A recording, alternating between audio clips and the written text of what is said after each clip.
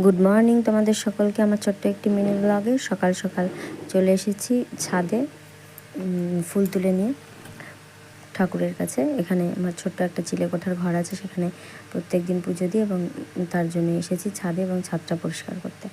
তো তার সাথে ভাবলাম তোমাদেরকে চলো ছাদটা সুন্দর দৃশ্য তোমাদেরকে একটু দেখাই। দেখো শুধু কি দারুণ আমার ছাদটা, সকালবেলা দেখেছো লাগে দেখতে, সূর্য একদম গাছের পাতা দিয়ে উঁকি মারছে। তো যাই হোক, সকালবেলা ছাদটা পরিষ্কার করে চলে গিয়েছিলাম বেলার দিকে একটু মিষ্টি আর দই আনতে। ছিল বড়বাবুর নিমন্ত্রণ বাড়ি এবং তার সাথে দই নিয়ে চলে এসেছিলাম গরমের জন্য। তো তার সাথে আমাদের আজকে রান্না হয়েছিল ডাল, পাট শাক, ভাত, আলু ভাজা আর নেনুয়া। তো এইসবই রান্না হয়েছিল। আর দুপুরবেলা দই খেয়ে নিয়েছিলাম। আর রাত্রের খাবার ছিল পান্তা ভাত আর আলু পেঁয়াজ ভাজা।